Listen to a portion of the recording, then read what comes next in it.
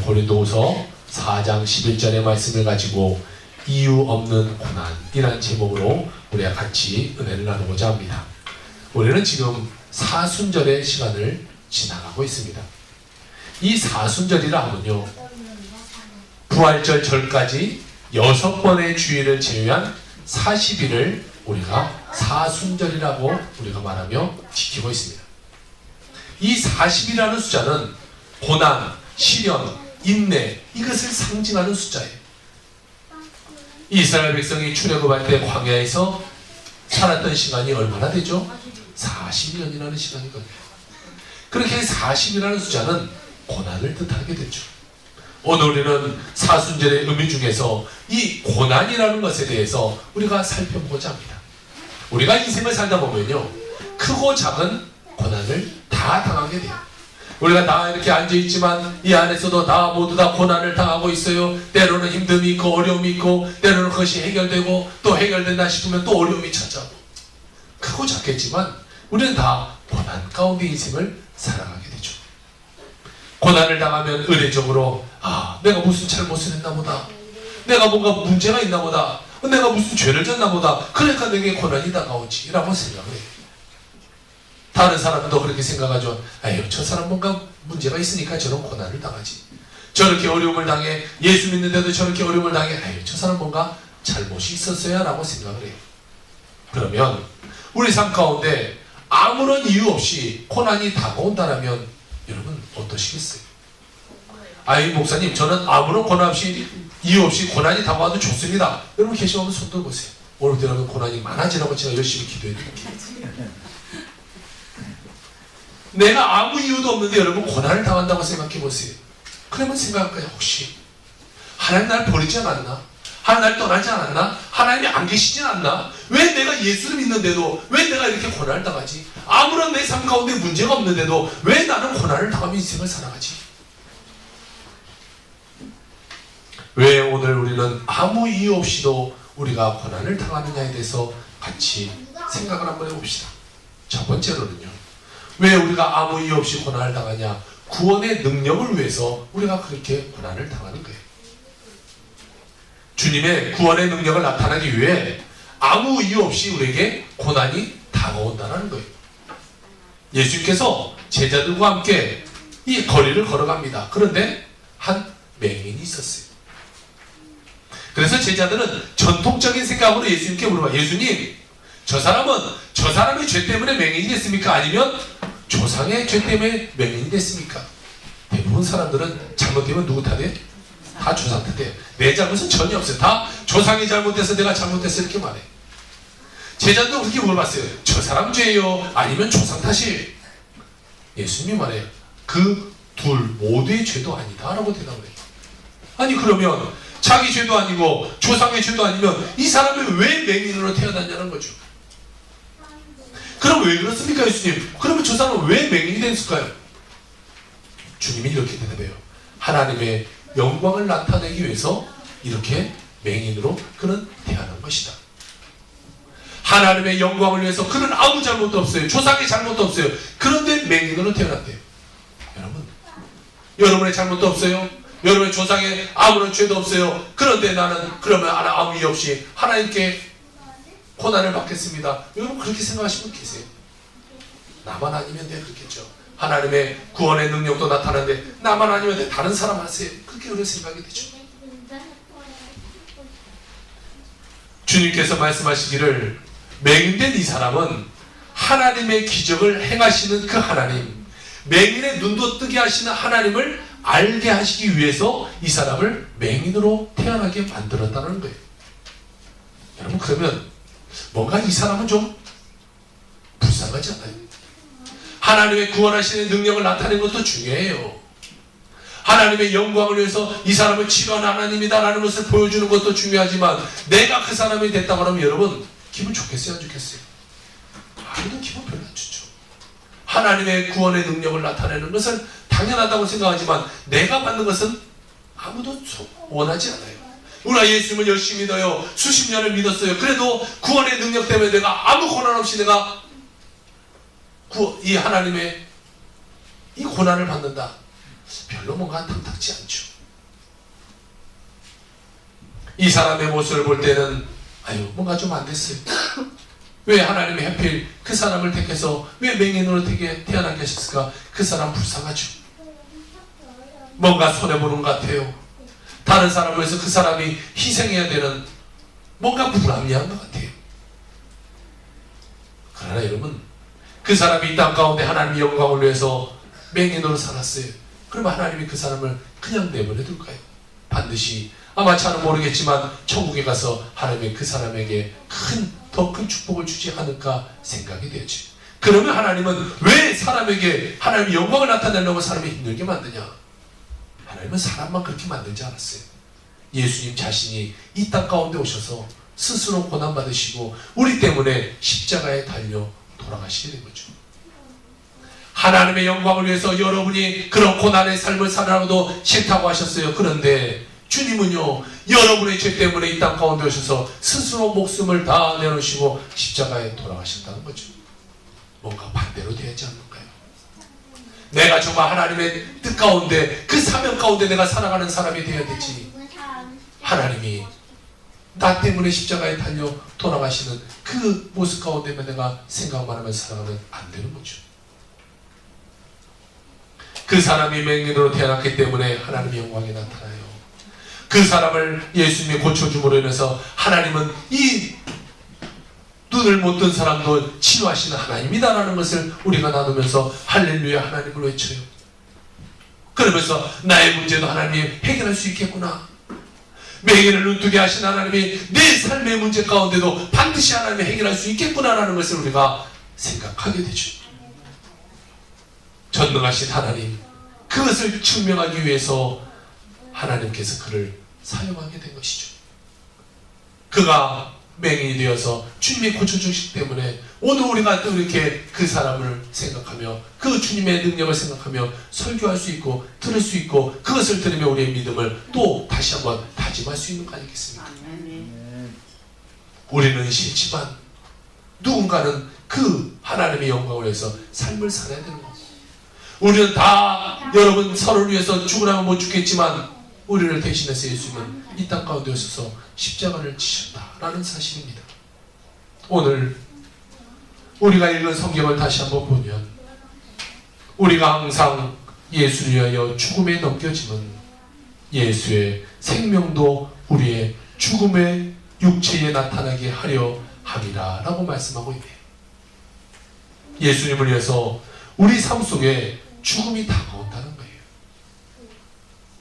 그 죽음이 다가와야 예수님이 살리는 영광이 우리 삶 가운데 나타나게 된다는 거죠. 죽고 싶은 사람 누가 있겠어요? 여러분, 예수님에서 죽으라면 죽을 수 있는 사람은 누가 있겠습니까? 아유, 나는 싫어요, 나는 싫어요. 아유, 저 사람이 좋은데, 아우, 저 권사님 오래 믿으셨으니까 저 권사님 하시라고 하세요. 아니면 안수 집사님 하라고 하세요. 그럼 안수님 기분 좋겠어요? 나는 뭔가 내가 됐으면 기분이 별로 좋지 않을 것 같지만 누군가는 예수님을 위해서 그 영광을 위해서 우리가 죽음에까지도 이뤄야 된다는 사실이죠. 예수님이 아무리 100번 1000번 나를 위해 죽었다고 해도 나는 왠지 예수님 위해서 죽으라면 못 죽을 것 같은 나의 믿음 약한 모습이 우리에게는 다 있다는 거죠. 여러분, 빛이 나타나려면 그 뒤에 무슨 배경이 있어야 돼요? 어둠이라는 것이 있어야 돼요. 이번에 우리가 올림픽 때 보면 우리나라의 IT 강국을 보여주면서 빛으로 막 여러 아름다운 모습들을 표현했어요. 막 폭죽도 막 엄청나게 터지고. 그런데 여러분 보세요. 그것을 한 대낮에 태양이 쨍쨍 내리는 곳에 막 폭죽을 터뜨리고 막 빛을 비쳤다고 해보세요. 그것이 보여요, 안 보여요? 안 보여요. 안 보이고 소리가 펑펑펑 시끄럽고 뭐 그냥 뭐 왔다 갔다 하는 이런 것만 보이겠죠. 그러면 그 밤에 보는 아름다움이 그 낮에 보여요, 안 보여요? 안 보이는 거죠. 빛이 아름다우려면 밤이 있어야 되는 거예요. 그 또한 밤이 아름다우려면 이 빛이 있어야 밤이 아름답게 되는 거죠. 어떤 사람이 잘 사는 사람인가 생각해 봤어요. 어떤 사람이 여러분 잘 사는 사람인 것 같아요? 처음부터 잘 먹고 잘 살고 이런 사람이 잘 사는 것 같아요. 제가 생각하기는요, 배고파 봐야 잘 사는 사람인지 아는 것 같아요. 배고픔이 없으면요, 내가 잘 사는지 몰라요. 내가 행복한지 몰라요. 뭔가 배고픔이 있고 어려움이 있어야 내 삶에 행복하고 내 삶에 기쁨이 넘쳐나고 고마운 것을 알게 되는 거죠. 문제를 당해봐야 우리는 감사한 것을 알게 되죠. 예전에 제가 이 성남에서 부목사로 사역할 때가 있었어요. 그때 사례비가 150만 원이었었는데 뭐 이건 헌금하고 뭐하고 하면은 쓸 수 있는 돈이 사실 몇십만 원밖에 되지 않아요. 그때 제가 2층에 이 집에서 살았었는데 한옥에 옛날 오래된 집이죠. 이 성남이니까 이 건물이 다 좋지가 않아요. 그래서 2층 집에서 살았는데 겨울이 되면 집이 얼마나 추운지 보일러를 막 뗄 수도 없어요. 보일러를 뗐다가는 이 폭탄을 맞을 것 같아가지고 이렇게 뗄 수가 없어요. 생활이 안 되니까. 그래서 늘 잘 때만 조금 들고 틀지를 못해요. 방에만 좀 들고. 그러다 보니까 거실에 있고 거실에 이 문이 있는데 철틀로 해서 유리가 이렇게 된 문이었어요. 근데 아침에 새벽 예배 가려고 거실에 나와서 문을 열려고 하면 그게 얼음이 꽉 얼어있어요. 이 문 전체가 얼음이 돼서 이 문이 열리지가 않아요. 얼음이 꽝꽝 얼어가지고. 그래서 집에 있은 뭐 저는 아침에 출근하면 교회에서 장로했지만 집에 퇴근하고 오면 집에 사람들이 다 파카를 입고 있어요. 하루는 저희 부모님이 저희 집에 찾아오게 됐어요. 그때 담비가 태어나서 얼마 되지 않은 작은 아이였었는데 이 아이가 누워있는 거실에 누워있는데 이 예전에 시골 아이들 시골에 살다 보면 얼굴이 어떻게 돼요? 빨갛게 돼요. 근데 저 아이가 그렇게 됐었나 봐요. 저는 잘 모르겠는데 부모가 한 번 와서 보니까 겨울에 아이가 얼굴이 빨갛게 얼어있으니까 그날로 그냥 아이를 데려가 버리더라고요. 그래서 그냥 남원으로 데려가서 아이를 이 집에 못 놔두겠다고 데려가는 일이 있었어요. 세월이 흘렀어요. 저는 지금 이 이동탄에 얼마 전에 이사 와서 임대주택에 들어가 있죠. 뭐 임대주택에서 다 좋은 줄 알았더니 비싸더라고요. 비싸긴 비싸요. 뭐 매달 내는 돈이 만만치가 않아요. 그래도 감사한 것은 뭐냐? 이 대문이 얼진 않아요. 아파트다 보니까 이 얼음이 뭐 거실에 얼음이 얼진 않아요. 그래서 제 마음 가운데 겨울이 돼도 감사하다라는 말을 생각을 해요. 뭐 집이 지금이라고 뭐 팡팡 기름을 떼겠어요? 못 되죠.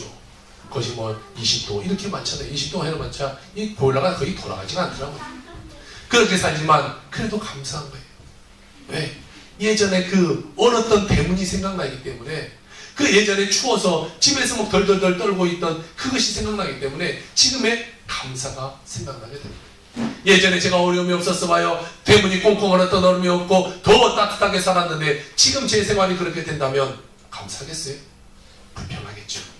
아유 춥구나, 못 살겠구나, 힘들구나, 어렵구나 불평하겠지만 어려운 삶이 있었기 때문에 지금은 그 감사가 일어나게 된다는 거죠. 여러분보다 뭐 잘 살지 못할 거예요. 여러분보다 집의 온도가 높지 못할 거예요. 그래도 저는 이 집에 들어갈 때 감사의 마음이 있다는 거예요. 그러므로 가난도 필요한 것 같아요. 우리에게 뭔가 어려움이 닥쳐봐야 감사가 일어나기 때문에 뭔가 가난함도 우리에게 필요한 것 같아요. 아름다운 삶을 증명할 수 있는 길이 되는 것이 바로 어떻게 보면 가난함이 아닐까 생각되어집니다. 여러 가지 삶의 고난이 있어야 평안을 주시는 주님의 생명의 역사가 우리 삶 가운데 나타나게 되는 거죠. 고난이 없어봐요. 삶이 늘 평탄해봐요. 늘 좋은 일이 있어봐요. 여러분 감사하면서 살 것 같지만 절대 감사하지 못해요. 늘 좋은 일이 있으면 감사함이 없어요. 여러분 만약 집에 먹을 것이 하나 있다고 해봅시다. 정말 먹고 싶은 건데 계속 못 먹고 있다가 이 어느 날 하루 그것을 먹게 되었어요. 이게 맛있겠어요? 맛이 없겠어요? 엄청 맛있겠죠. 그런데 늘 있는 거예요. 아침에도 먹고 뭐 어제 저녁에도 먹고 늘 먹었어요. 한쪽에서는 너무 많아서 썩어서 없어져가는 그것을 또 먹으라고 주면 맛있겠어요? 맛이 없겠어요? 맛이 없어요. 똑같아요. 똑같은 것이 주어지지만 한쪽은 너무 그것에는 맛이 없어요. 그런데 정말 1년 만에 한 번 먹어본 그거는 엄청 맛있어요. 우리 삶 가운데 고난이 다가오고 어려움이 다가오고 문제가 다가와야 그것이 귀한 것인 줄 알게 되는 거죠. 집에 여러분 막 금이 너부러져 있어 봐봐요. 그 금이 귀한 것이 없죠. 그런데 정말 평생에 뭐 결혼할 때 반지 하나 못 받았는데 나이 먹어서 반지, 큰 반지 하나를 받아봐요. 그 큰 반지 하나 받고 눈물이 나는 거죠. 우리는 어려워져 봐야, 힘듦이 있어 봐야 감사함을 우리가 알게 되는 것입니다. 주님이 우리가 고난이 없는데 주님이 와서 우리에게 말합니다. 수고하고 무거운 짐진 자들아 다 내게로 오라. 내가 너희를 쉬게 하리라 라고 주님이 손 내민다면, 내게 고난이 없으면 아이 주님이랑 편히 쉬셔요. 주님이랑 가시는 길 가세요. 저는 여기가 좋아요. 이렇게 말하지 않겠어요. 고난이 있을 때, 우리에게 어려움이 있을 때 그때 주님이 다가와서 야 힘들지, 나와 같이 가자, 내 손 붙잡고 가자, 내가 너를 도와줄게. 그때 주님 내가 힘들었는데 주님 감사해요. 주님 손 붙잡는 우리 인생이 되게 되는 것이죠. 고난이 있을 때 고난에서 도와주시는 예수님이 필요하기 때문에 그 가운데 우리가 예수님을 찾게 되는 거예요. 삶에 늘 평탄해봐요. 우리 예수님 안 찾죠. 그런데요, 어려움 딱 닥쳐봐봐요. 교회 오지 마라 그래도 교회 잘 나와요. 요즘 우리 교회에 새벽 예배가 7명 나오고 있어요. 여러분 안 나오니까 뭐 놀라지는 않죠. 7명이 나오든 10명이 나오든 뭔 상관이 있냐. 여러분 감흥이 없어요.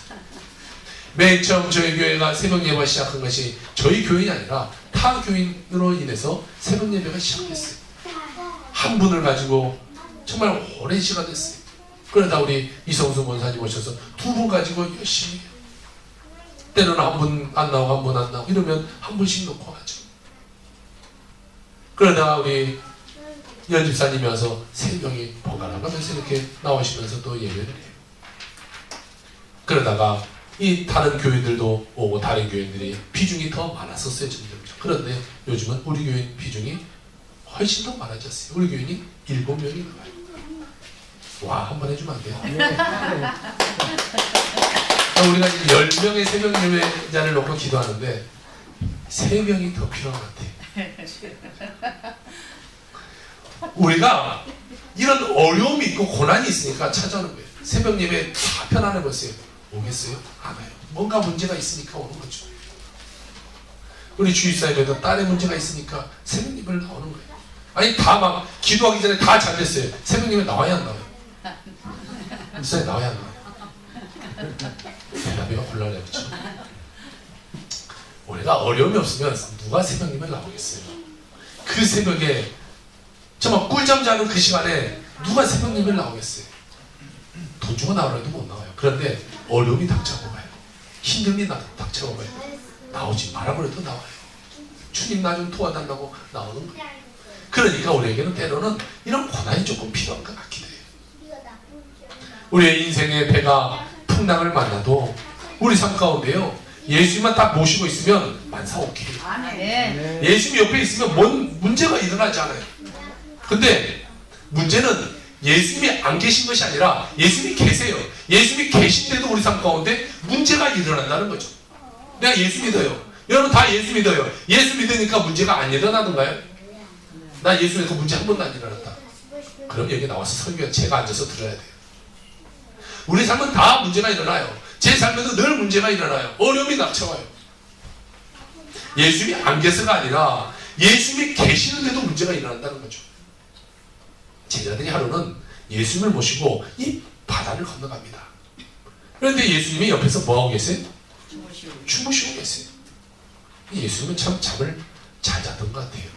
제가 봤을 때는 아마 A형은 아니었던 것 같아요. 그렇죠? 뭐 O형이나 뭐 이 정도의 예수님 피는 잘 모르겠어요. 5형 정도 된 것 같아요.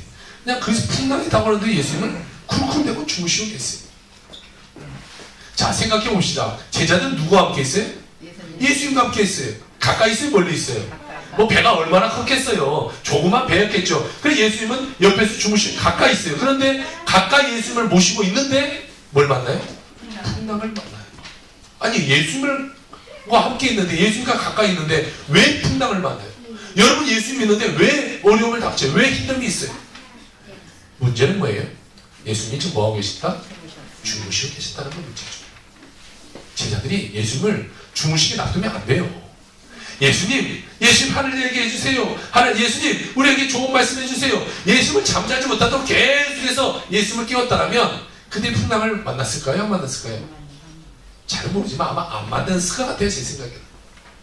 아니, 만나려고 해서 풍랑이 이렇게 외치면 탁 쳐나오면 바로 탁 잠자내지 않았어요. 그 엄청난 풍랑이 이럴 때까지 예수님은 주무시고 계셨기 때문에 그들에게 어려움이 닥쳐오게 된 거예요. 오늘날 우리가 예수를 안 믿는 거 아니죠. 예수님은 다 믿고 있어요. 그런데 왜 우리의 삶 가운데 고난이 다가와요? 우리 삶 가운데 예수님 뭐하고 계세요? 주무시고 계신다는 거죠. 우리가 주일날 한번 예수님께 와서 예수님 하이 하고 잠깐 이렇게 졸다가 집에 가요. 집에 가서는 예수님 찾아야 안 찾아요? 솔직히 예수님 찾아야 안 찾아요? 가슴에 손을 얹고 찾아야 안 찾아요? 성경책 여러분 집에서 얼마나 모시고 계신 거예요? 주일날 그냥 성경책 어디나 그냥 급히 찾아가지고 갖고 온 거 아니면 차 뒤에다 던져놨다 그냥 그대로 주일날 찾아서 갖고 나오나요? 아니면 가방에 그대로 있는 채로 그 가방만 들고 왔다 또 그 가방 그대로 갖다 놓고 오시나요? 대부분 말하지만 않지만 이 세계에 거의 다 90% 포함되지 않을까 싶어요. 우리가 집에 가서는 예수님을 나몰라라는 거죠. 주일날 교회 와서 막 경건한 척 할렐루야 하고 일단 집에 가서는 예수님 그냥 저쪽 가서 주무시고 계세요. 내 맘대로 하고 살게요. 내 삶이 너무 바빠요. 아 예수님 내 일이 너무 많아요. 내 물질 문제, 내 가정 문제, 내 자녀 문제 아우 너무 바쁘면서 예수님 찾을 거 없으니까 예수님 잠깐 집에 가서 주무시고 계세요. 예수님 우리가 재워놓고 있는 거예요. 제자들이 자기들끼리만 이야기하고 예수님을 놔두니까 예수님이 자는 것처럼 여러분의 삶 가운데, 여러분 가정 가운데 예수님을 깨우지 않고 늘 여러분의 삶 가운데 바빠서 그냥 살아가고 있으니까 예수님은 아니 뭐 내가 할 일이 없네.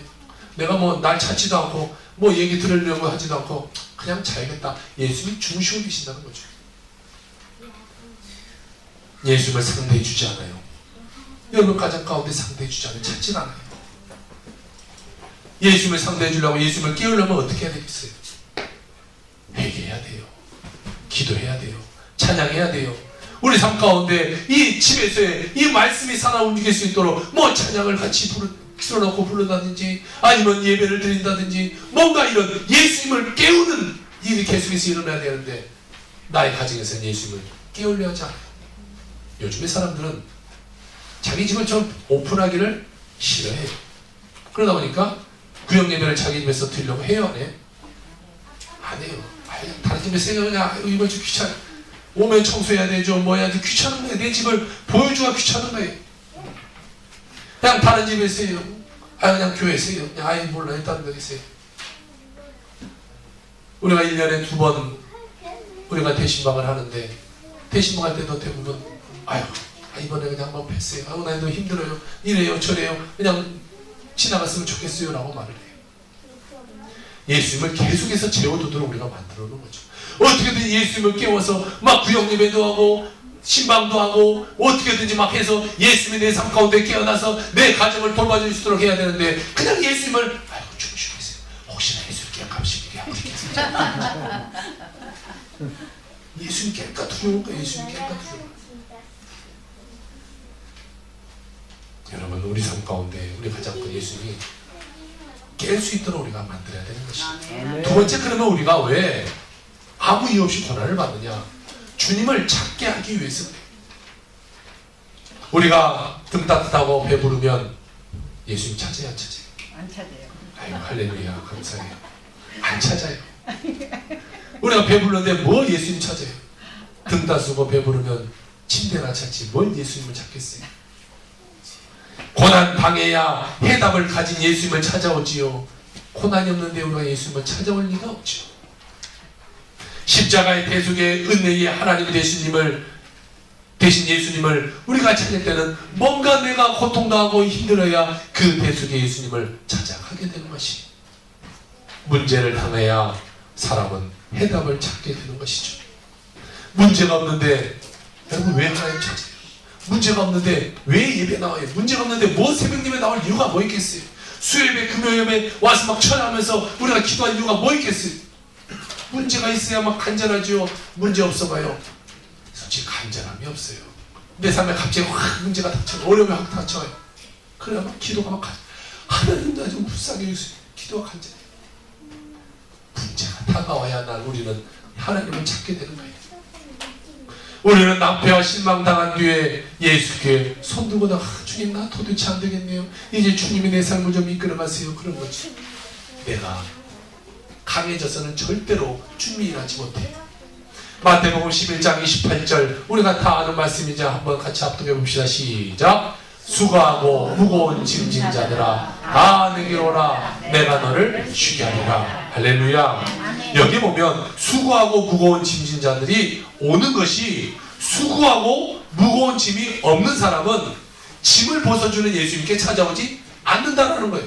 예수님께 왜 찾아와요? 수고했기 때문에, 무거운 짐이 있기 때문에, 그러니까 예수님께 찾아오는 거예요. 아무 짐이 없어요. 아무 고난이 없어요. 걱정거리가 없어요. 아무 문제가 없는데 뭐 예수님께서 예수님 내 짐 맡아주세요 할 게 뭐 있겠습니까? 시험이 없으면 우리가 피할 필요도 없어요. 감당할 필요도 없죠. 학생들이 왜 열심히 공부해요? 여러분들이 예전에 왜 다 머리 쓰고 왜 공부했어요? 시험 잘 보려고. 시험 잘 보려고. 시험을 잘 봐야 좋은 학교도 가고, 시험을 잘 봐야 좋은 회사도 가고, 시험을 잘 봐야 모든 것이 해결되기 때문에 막 머리 싸매고 공부해요. 시험이 없으면 우리가 공부할 것 같지만 시험이 없으면 절대 공부하지 않아요. 아이 우리 평소에 하죠. 평소에 안 하잖아요. 뭔가 닥쳐야 그때 뭐 하죠. 평소에 우리가 잘하지 않아요. 그러나 시험이 있으면 시험 때문에 시험을 잘 보려고 막 머리 싸매고 노력하는 거예요. 그러므로 여러분, 다가오는 여러 가지 시험과 고난이 반드시 우리 삶 가운데 나쁜 것만은 아닌 거죠. 시험과 고난은 여러분에게 하나님의 복을 주시기 위한 그릇을 준비하는 거예요. 그 그릇이 준비되어야 하나님의 복을 담아주는데 그 그릇이 준비되지가 않아요. 여러분, 그릇을 만들려면 이 강한 불 속에 이 그릇이 들어가야 강한 그릇이 돼요. 뭐 이런 것도 다 구워서 만들었겠죠. 얼마 전에 이렇게 TV를 틀어서 보는데 큰 항아리를 만드는 뭐 이런 사람들의 이야기를 봐요. 거기서 보니까 항아리 같은 것을 이렇게 크게 이 진흙 같은 걸로 만들어서 그 다음에 이걸 굽는데 넣는데 뭐 요즘은 예전처럼 불 떼서 굽진 않고 가스로 해서 불을 떼더라고요. 그래서 불을 확 떼는데 그 온도를 1000도까지 올려서 그 1000도에서 8시간 또 식혀서 8시간 그 속에서 점점점 식도록 만들어요. 그리고 그 다음날 이것을 가마에서 빼면 그것이 아름다운 옹기가 되어 있어요. 그런데 하루는 거기다 불을 확 1000도로 지피는데 갑자기 가스가 고장이 난 거예요. 그 공장에. 가스가 공급이 안 돼요. 그러다 보니까 1000도에서 900도, 800도, 700도, 600도까지 그 온도가 떨어졌어요. 이게 그 사람들이 막 안절부절하지 못해요. 아, 이러면 온도가 떨어지면 안 되는데. 근데 제가 생각했어요. 아이고, 1000도. 그래서 600도 떨어진다고 뭐 큰 문제가 있을까? 여러분 600도만 구워도 뭐 이게 안 구워지겠어요? 근데 그 사람들이 안절부절하고 막 사람들 불러서 얼른 그것을 고쳐서 다시금 불을 막 다시 지펴서 얼른 1000도로 올렸어요. 그런데요, 그 다음날 돼서 그것을 열고 딱 빼는데 그 큰 항아리 만들어 놓은 것들이 이 구워져야 되는데 다 깨져버렸어요. 다 깨져서 다 흘러내렸어요. 아, 1000도에서 구워야 되는데 600도 됐다고 그것이 다 깨져버린다는 거예요. 그걸 보면서 생각이 됐어요. 우리 인생도 마찬가지구나. 우리 인생에 온도가 떨어지다 보면 우리 삶 가운데 문제가 생기는 거야. 600도 그것도 엄청 세지만 1000도가 되어야 될 온도가 600도가 된다고 해서 그 400도 사이에 그것이 다 금이 가고 깨져버리게 되는 거죠. 여러분, 우리가 이 그릇이, 우리 믿음의 그릇이 준비되는데도 이 불이 필요한 거예요. 불에 들어가지 않으면 강한 그릇이 되지 못해요. 그냥 박치면 깨져버리는 그냥 진흙덩어리가 되는 거지. 불에 가서 1000도에 가서 엄청난 시간을 보내야 그것이 강한 그릇이 되게 되는 것이죠. 우리 믿음도 마찬가지예요. 그냥 놔두면 잘 될 것 같죠. 그냥 빚어만 넣고 말리면 잘 될 것 같지만, 그러면 겉보기에는 크고 웅장해 보이지만 살짝 때리면 금이 가버리고 깨져버리는 거죠. 온도가 조금만 내려가도 우리 삶 가운데는 문제가 생기는 거예요. 여러분의 믿음의 온도는 몇 도를 유지하고 계시고 삶을 살고 계신가요? 주일날은 1000도 됐다가 월요일날은 900도, 화요일날 800도, 700도, 600도 조금 시들시들했다가 주일날 다시 오는 그런 온도가 되진 않나요? 타먹을 수도 있게 돼. 아이가 믿었겠어요? 못 믿었겠어요? 아니 못 믿어. 저 처음에 그걸 믿겠어요. 저 아이들한테 여러분 가서 지금 과자 빵이랑 줬는데 가서 쟤네들한테 준 거 한번 뺏어먹었어요. 내놔봐! 쟤네 주겠어요? 안 줘요. 그럼 어떻게 해야 돼요? 꼬셔야 되죠. 야 이거 하나 주면 내가 너에게 2개 줄게. 그러면 생각 그게 더 나은 것 같아. 그러면 주는 거예요. 막 가서 아이에게도 그랬죠. 아야 예수님께 드리자. 이거 드리면 너에게 더 많은 걸 줄 수 있어. 그래요? 그럼 예수님께 드릴게요. 자, 안드레는 그 물고기 2마리와 보리떡 5개를 들고 누구한테 가요? 예수님께 가요. 이게 빌립과 안드레의 다른 모습이죠. 안드레 지금 누가 보여요? 가요, 예수님. 예수님과 안드레가 뭐가 됐어요? 우리가 됐죠, 우리. 예수님, 이거 별볼일 없는 건데 이거 갖고 왔어요. 그 다음 말 안 하지만 이제 뭔 얘기가 그 뒤에 숨겨졌어요? 네가 알아서 하세요. 이게 숨겨져 있는 거죠. 예수님께 네가 알아서 하세요. 하실 수 있잖아요. 이것이 있기 때문에 예수님께 갖고 온 거지요. 예수님의 능력이 없는데 이거 갖고 왔다가는 예수님께 귓방망이 만들고 야, 너 뭐하는 거야? 더 많이 갖고 와야지. 이거 갖고 누굴 줘? 이렇게 말하는 거죠. 그런데 예수님의 능력이 있음을 아니까 그것을 가지고 예수님께 나오게 되는 거죠. 우리 안드레는 합격했어요? 못 합격했어요? 합격. 자, 중요한 것은 뭐냐? 주님과 나는 우리다라는 생각을 가지고 있으면 합격인 거예요. 여러분의 삶 가운데 교회에서 하나님의 뭐 사명을 줘요, 또 직분을 줘요, 또 봉사에 뭐 어떤 일을 줘요. 내가 없는 것을 주님, 내가 나이가 지금 몇 살인데 내가 그런 거 해야 돼요. 주님, 내가 건강이 좋지 않은데 내 지위가 무엇인데 내가 사회적으로 이 정도인데 주님, 내가 그걸 어떻게 합니까? 그러면 돼요, 안 돼요? 안 돼요. 왜 대답을 갑자기 안 하세요? 이런 거 할 땐 절대 대답을 안 하시거든요. 그렇죠? 돼요, 안 돼요? 안 돼요. 안 돼요. 주님이 나에게 말씀하실 때는 없는 것을 보는 것이 아니라 있는 것을 봐야 돼요. 주님, 내가 나이가 많이 먹었지만 그래도 아직도 그거 할 수 있는 힘 주시니 감사합니다. 그러고 하는 거죠. 내가 물질이 없지만 하나님, 그래도 내가 많은 것을 드리지 못하지만 하나님, 내가 이 10,000원 하나를 주님께 드릴 수 있겠네요. 이걸 드리는 거예요. 우리의 모습으로, 주님과 나의 우리의 모습, 나머지는 주님이 알아서 하세요. 이런 믿음이 있을 때 하나님은 우리에게 축복을 해주게 되는 것이죠. 믿음이란 여러분, 기적을 바라보는 것이 믿음이에요. 믿는데 기적이 안 일어나요? 이건 믿음이 아니죠. 여러분, 믿음으로 기도했는데 왜 기적이 안 일어나요? 믿음이 부족한 거예요. 예수님께 나갈 때, 예수님의 병 고칠 때 뭐라고 하셨다고요? 늘 똑같이? 내 믿음대로 될지어다. 늘 똑같아요. 내 믿음대로 될지어다. 네가 믿음이 그만큼 있으면 되는 거고 없으면 안 되는 거야. 우리가 기도해요. 주님은 똑같이 말하는 거예요. 주님, 나 이렇게 되기를 원해요. 근데 내 속의 마음에 아유, 되겠어. 응답해야 안 돼요? 안 돼요. 근데 기도해. 하나님, 나는 힘이 없어요. 그런데 이 너무 큰 문제지만 주님이 꼭 일하실 줄로 믿습니다. 주님, 이루어주세요. 하세요, 안 해요? 하는 거예요. 믿음, 내 믿음대로 될지어다. 똑같이 말하는 거예요. 내 믿음이 그만큼 있으면 기적이 일어나는 거죠. 근데 우리는 믿음이 점점 좋아지는 것 같아요. 그러니까 매주 우리에게 좋은 일이 일어나요. 기도에 응답이 됐다는 좋은 소식이 일어나는 거죠. 뭐 몇 명 되지 않아요? 우리 교회에 맞자 50명 이제 조금 넘는데 그 가운데 매주 우리가 좋은 일이 소식이 일어난다는 것은 그게 기적이 아니고 뭐가 기적이었어요? 다른 거 없어요. 주님과 나는 우리다, 하나다 라는 생각을 갖고 가는 거죠. 자, 두 번째는 없는 것을 보지 말고 제가 금방 말씀드렸어요. 있는 걸 봐야 돼요. 하나님, 나 없어요. 아니라 하나님, 나 이 정도 있습니다. 보리떡 5개, 물고기 2마리 이거 있습니다. 주님, 이거 받으세요. 그럴 때 그걸 다 먹이고 남은 강주리가 12강주리가 남았대요. 주님은 능력이 있어요. 다 먹이고 남길 정도. 아니, 보리떡 5개 없어요. 없다고 좋아요. 어떻게 해서든지 뭐 흙에 이겨서라도 주님이 만드셨겠죠. 못 만드시겠어요. 하늘에서 만나를 내리는 분인데, 하늘에서 메추라기를 내리는 분인데 주님이 뭘 못하겠어요? 없는 걸 보지 말고 있는 걸 바라보는 거예요.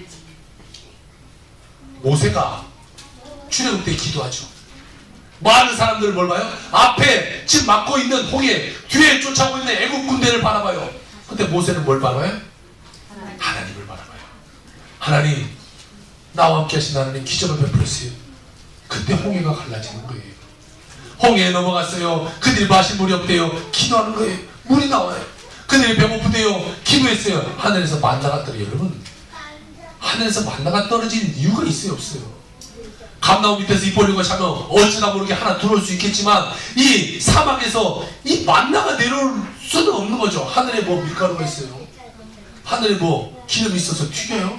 그럴 수가 없잖아요. 그런데도 기적과 같이 만나가 되는 거예요. 또 고기가 먹고 싶대요. 뭐가 와요? 메추리가 와요.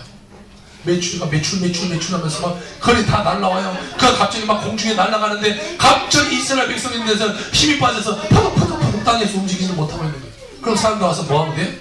주워가면 되는 거예요. 아이고 메추리가 몇 마리 왔구나.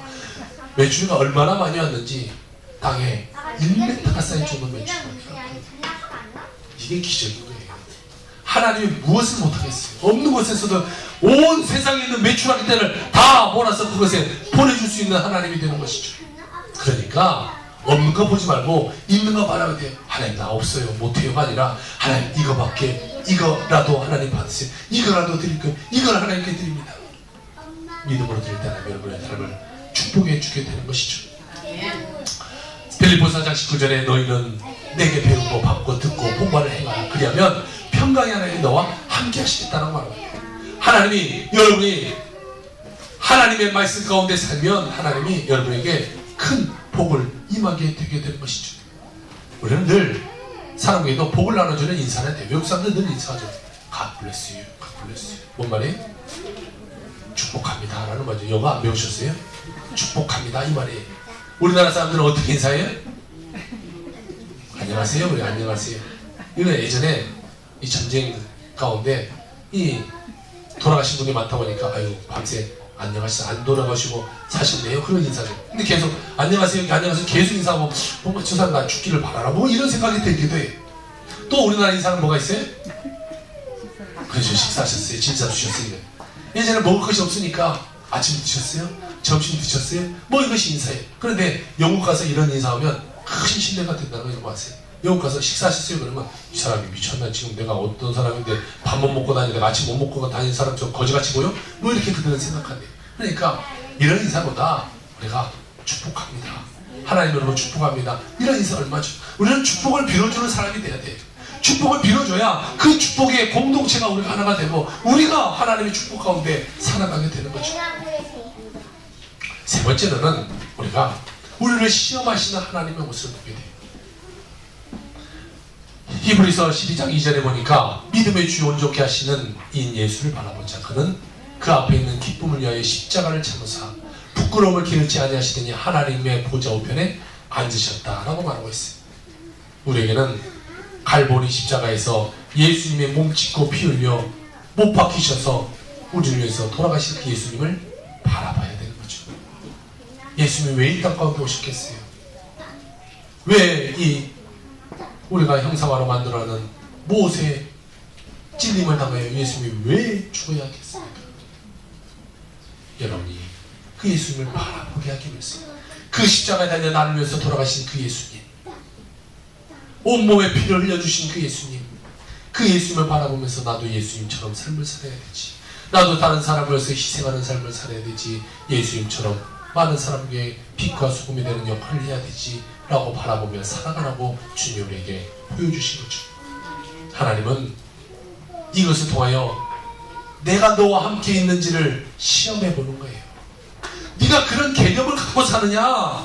내가 너를 위해서 이 못 박혀 피 흘리고 죽었는데 너는 도대체 그 개념을 갖고 사느냐? 아니면 그 상황 가운데 너만 생각하고 있느냐?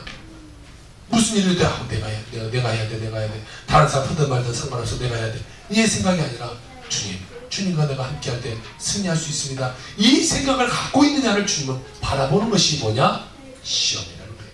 자, 그러면 이 시험을 통과하면 하나님은 우리에게 축복을 주는 것이고 이 시험을 실패하면 축복은 못 오게 되는 거예요. 그러니까 시험은 하나님이 왜 주냐? 우리의 믿음을 확인하고 축복해 주기 위해서 여러분 가운데 시험이 주게 되는 거예요. 자, 그러면 이제 여러분 내 인생에 시험이 왔으면 좋겠다. 분명 그래, 너 혼자 믿음이 좋구나. 네가 가장 축복받길 바란다. 자, 여러분이 시험 당하기 싫지만 시험이 있어야 축복이 되는 거예요. 성경은 말하고 있죠. 고난이 너의 유익이다. 고난은 유익이 돼요. 우리는 고난받기 위하여 태어난 존재인 거예요. 고난을 받아야 잘 돼요. 아이들이요. 요즘 엄마들은 아이들을 이 방위명 아이로 키운 사람들이 많다고 해요. 식당에 가서 떠들든 말든 뛰어다니든 말든 전혀 상관 안 해요. 야 이거 최고 이거 전화도 잘 그래요. 그 아이가 커서 잘 될까요? 모르겠어요. 제가 볼 때는 개인주의적인 성향을 갖고 살겠지 절대적으로 남을 배려하고 살아가는 아이는 되지 못할 것 같아요. 그런 면에서 봤을 때 저는 잘 못 될 거라고 생각해요. 아무리 공부를 잘해도 남을 배려하지 못한 모습이 있을 때 그는 언젠가는 추락하게 돼 있거든요. 잘 되지 못해요. 그런데 어린아이 때 잘못할 때 야! 그러면 안 되지! 엄마가 훈계해요. 아이는 그 소리 듣기 싫겠죠. 아 엄마 나 뛰어다니면 어때서 왜 이렇게 못하게 하느냐, 늘 조용히 하느냐, 아파트에서 늘 뛰지 말라고 하느냐, 밤에 잠자라고 하느냐, 싫겠죠. 그렇지만 그것이 훈련됨에 그 아이는 다른 사람을 배려하는 마음이 생기게 되는 거죠. 그럴 때 그 아이는 잘 되게 되는 거예요. 자, 주님도 마찬가지예요. 여러분 그냥 내버려도 여러분 생각대로 아우 나는 시험이 전혀 없으면 좋겠습니다. 주님 나에게는 시험에 시자도 꺼내지 마시옵소서 라고 말하겠지만 주님 여러분을 그냥 방치해둔다면 여러분 인생이 잘 되겠어요? 잘못되겠어요? 대답하기 싫어도 잘못될 수밖에 없어요. 그러면 예수님의 시험이 와야 되겠어요? 안 와야 되겠어요? 어쩔 수 없이 와야 되겠어요? 자, 와야 됩니다. 시험이 오지 않으면 우리는 절대로 잘 될 수가 없어요. 시험이 올 때 여러분 하나님 날 축복해 주시는구나. 시험이 올 때 예전에는 나만 생각해서 실패했는데 이제는 주님이 함께하는데 내가 못할 게 뭐 있겠냐. 태산이 와도 기도하므로 그거 넘겨갈 건데 무슨 걱정이 있느냐. 여러분 믿음으로 나가는 여러분 되시길 주여 부탁을 드립니다. 사랑하는 성도 여러분, 하나님의 약속의 말씀을 가지고 믿음의 말을 하며 기적이 일어날 것을 기대하며 사시길 바랍니다. 우리가 주를 믿으면 얼마나 큰 축복이 되는지 형언할 수가 없어요. 그 축복 가운데 오늘도 여러분과 우리의 모습으로 나오신 그 주님 가운데 함께 하시고 한 주간도 승리하는 여러분의 삶이 되기를 주의 이름으로 축원합니다. 아멘. 기도합시다. 하나님